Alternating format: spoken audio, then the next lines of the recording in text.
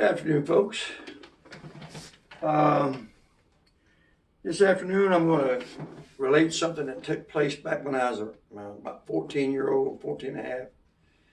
It's about a little ape that was running loose in South Carolina, like a miniature gorilla.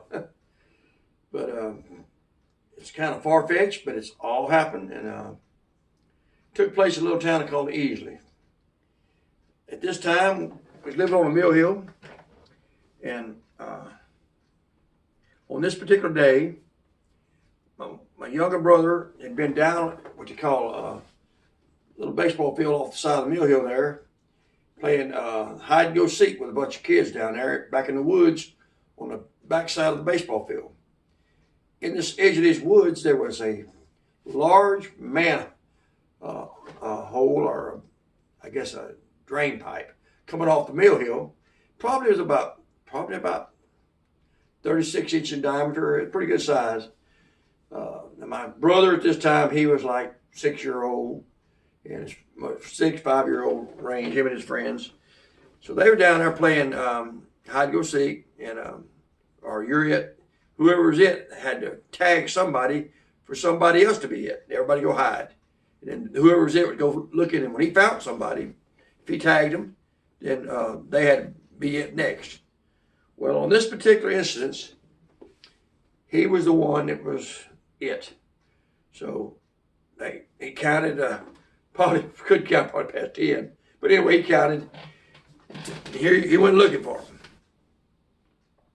Well, as he's walking around looking for him, this drain pipe, I guess you'd say, that was draining out the side of the hill there when they had run over or rains up on the mill's hill, he heard something up in that pipe. And he thought it was one of the boys that he was looking for. So he told him, all right, I got you. Come on out. You can't get away. Come on out. You're going to be it next. Well, they didn't come out. And then he kept telling them, come on out now. You can't get away. And then they didn't come out. So he starts back in that drain pipe. And you could probably see for 10, 15 foot because of the light around it. But as you got in there, it got pitch black. So he starts in there, and he knows they can't get around him. All you got to do is touch one of them. So he goes back in there, and he can hear them back in there, but he can't get them to come out or respond to him, but he could hear them. And he went back in. He got back in there far enough that it was pitch black.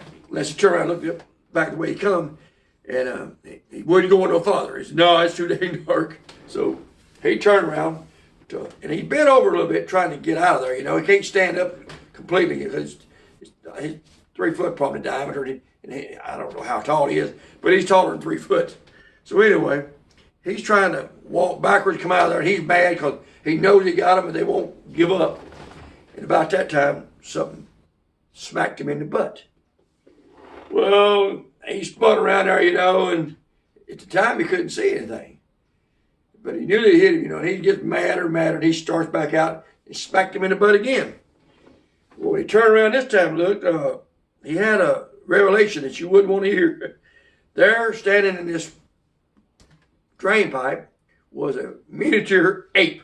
And in one hand, it had a piece of a stick, and it was frailing at him with. Now, this is Easley, South Carolina. You don't have apes running around. But that's what he said he was. And he commenced screaming, taking off up the hillside, and comes all the way home. And at this time, I have a .22 rifle that I squirrel hunt all the time with.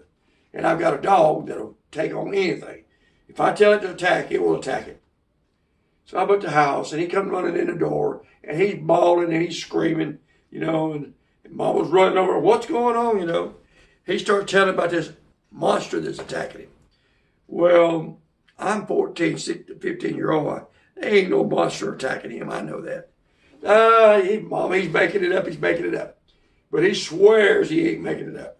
And he wants me to get my gun and go down there and shoot this monster. But it's about 4 or 5 city blocks off the hills down to where he's at. And I'm thinking it's a hot summer day, and I don't want to walk down there because I know you're making it up, trying to get me to come down there for some reason. But he keeps saying it ain't. About that time, a couple of his friends shows up, and they all out of breath. They all hollering, "It's true, it's down there. It's true, it's down there." You know. And I'm thinking, man, there better be something down there, because I don't want to do this. So I get my gun, I get my dog, down the hill I go. Well, in the meantime, I didn't know that some of them kids had actually went home to their parents. And when they got home to their parents, they were telling the same thing. And some of them parents called the fire department. I guess the law department. Anyway, the fire department. So I go down there, and we go back there in the woods. My brother says, over here, over here, over here. And I know where the drain pipe's at. I go back over there. He says, right there in that drain pipe. I said, ain't no way, there's a monster in that drain pipe. Yeah, it is. Yeah, it is. So I go over there and look up in there, and you can't see anything. It's just black. Well, my dog, which will attack anything I tell it to do, he looks like a German Shepherd, but he's what you would call a Sooner. He's got a lot of Shepherd in him, but he's not pure blood. But he is one smart dog. And all I got to do is tell him do something, and he'll do it. So he's out there fooling around, and I call him, his name is German. I call him German, like a German Shepherd. I said, German. He whirls around there. I said, here, boy. He comes over there to me. I point toward that pipe, and I said, sick it, boy. Get him. Now, I don't really believe anything's going to happen. This just ain't real. But he comes right up there, and he walks up to that pipe, and he just looks at that pipe, and he stops. You don't run in there. You don't run away. And he keeps looking in there, and you turn that head back around, look, and all of a sudden, you can see the hair just raise up on his back. He lowers that head down, he starts growling, and I'm thinking, what the heck? Because now I know this is fake, but my dog, now, if he thinks there's something there, really, he's got to see it or smell it. Well, just about that time, this little ape come wobbling out of the drain pipe. Right, he wasn't out, but he was about 4 foot back in there, and you can see him. And it looks like a dang chimpanzee, except on his cheeks, there should be no hair. There's no hair there. On his cheeks, he's got a blue streak on both sides, like war paint. But it's part of the pigment of the skin.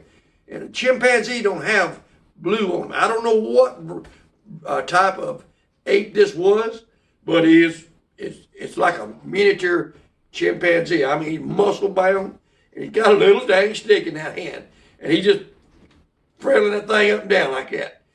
Well, when that dog sees that thing, and I see that thing, it's on. The dog leaps straight at him and tackles it. Well, when he tackles him, that thing drops the stick and grabs hold of the dog, and they in a fight. Over and over they're going. Well, I get a look, this thing, when he opens his mouth up, I'll tell you right now, he had fangs 1.5 inches long. Maybe longer, maybe 2. It didn't look like it could possibly have fangs that long. Or motors, whatever you want to call them. But buddy, he was locked on that dog. The dog was locked on him, and they were going over and over and over. And at this time, I wanted to shoot that thing. I really wanted to shoot that thing. But I knew it. I knew these things can't exist in the wild and easily. It's impossible. So I'm thinking I need to shoot this thing because it's on my dog, and I'm going to shoot him if he don't get off my dog real quick. But I know it belongs to somebody. There ain't no circus around there, but I know this thing couldn't just be wandering around in the woods. But about that time, they break free from each other. And he runs over there and grabs the side of that little tree about that big around, probably 15 foot tall, scrub brush. And he jumps up on it and gets about 6 foot off the ground. And he's up there, boy, he's just shaking limbs and screaming like a chimpanzee would do. But he is strong, brother. I mean, strong. He's stronger than 2 or 3 people. And he's up there, he's shaking that tree and hollering and screaming like crazy.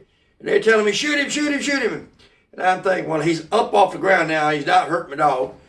I ain't killing this thing because I know it don't. It can't be from around here. But if he comes down there and tries to mess my dog again, I'm going to have to shoot him. Well, about that time, I get lucky because all of a sudden you hear the sirens going off. And down to the park, here comes the fire department.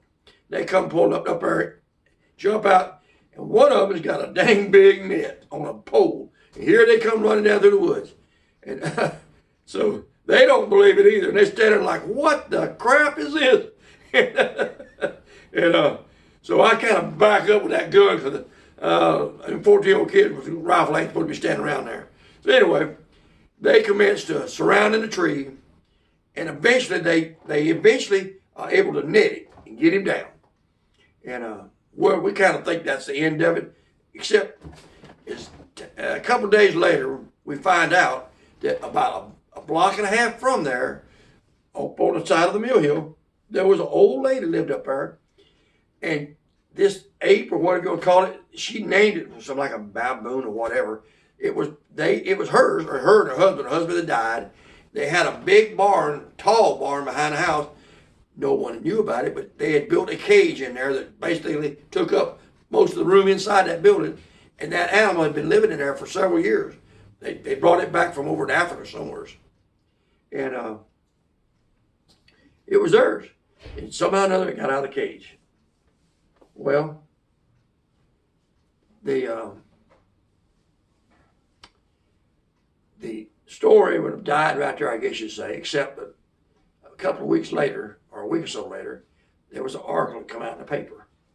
And it easily had a local paper, and I forget the name of the paper, but this is back in the early 1960s, 64, 65. And in that paper, they had a picture, and it was like about a 5 by 3 picture. And seemed like to me it was black and white. But anyway, there was a picture there. And in the caption underneath it says, local boy attacked by ape, rescued by the fire department. And easily. And it was actually in the paper. Now, we cut this article out, and for years we had it. We had the article. And I don't have it no more, but if somebody lived in Easley, went back and looked at the local newspaper in the mid-60s or early 60s, 1960s, they would be, if they've still got archives, there'll be a picture of this, because they had it in the paper. So if it was in the paper one time, they should have a picture of it now. So I tell fellas this all the time, and they laugh at me. They don't believe me, but it's all happened. Local boy attacked by ape. And he really looked like an ape when he came out of that pipe. But it was just thinking about the funny, my brother coming out of that pipe with that little thing, patting me in the butt with that stick, and him thinking that one of his friends, turn around looking, and here's this ape coming at him. Well, things happen.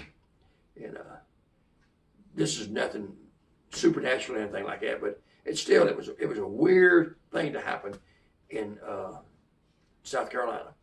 So I just thought I'd pass this on. Got more to come later on. Talk to you later.